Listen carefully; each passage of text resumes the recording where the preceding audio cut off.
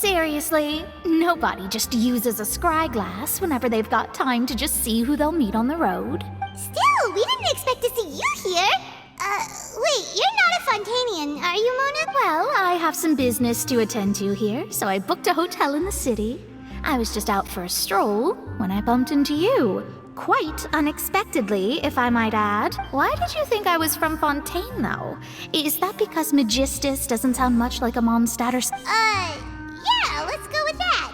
Well, I used to have my own surname, which was, well, some other thing. Either way, the old hag told me when she took me as her disciple that the first step to being a great astrologist's pupil was to change that name. There was nothing for it, really. She really is amazing at astrology, so I changed my name to what it is now according to her wishes.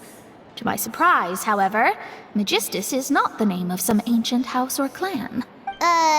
It isn't? Nope. Although it is used by us in place of surnames, it generally just means great.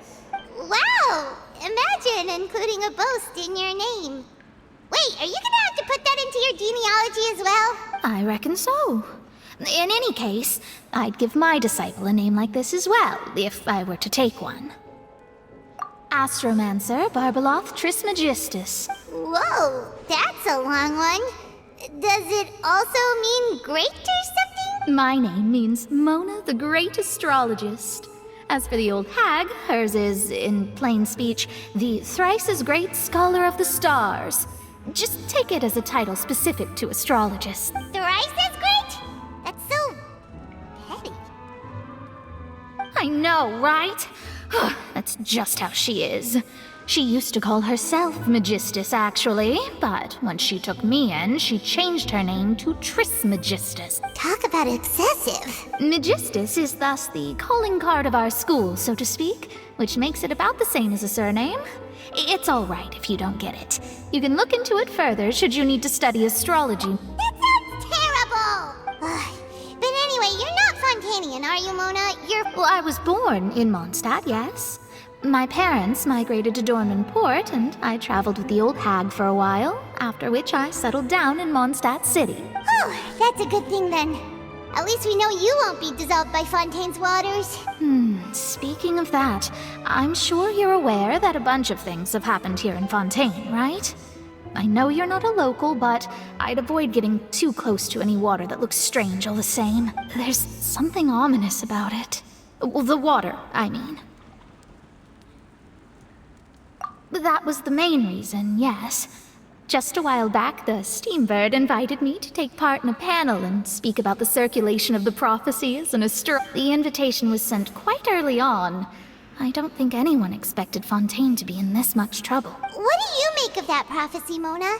Just tell us what you think as an astrologist. Your word would go a long way to make things more certain and less...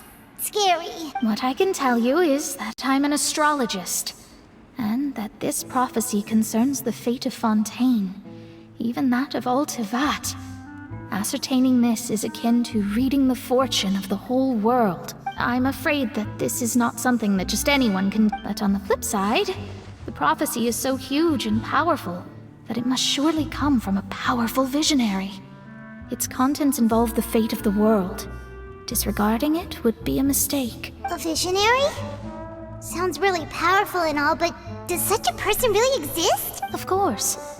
The old hag could do it, and I'd bet there are others amongst those Hexenzirkel colleagues of hers who could do something similar. All right, I'll help you.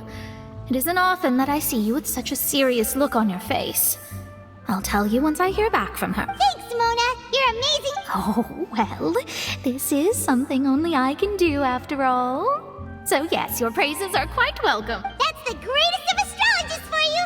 Of all the people we know, you know the star's the best! Indeed, indeed. That's the spirit. Oh, sorry.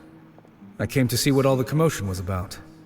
If there's anything you need, do not hesitate to inform the Spina di Rosula. Oh, whoops. Guess we were getting a little too carried away there. Well, I'll go tend to my own business now. If I receive any news, I'll be sure to come find you two again.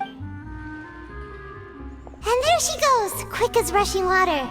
And here we are.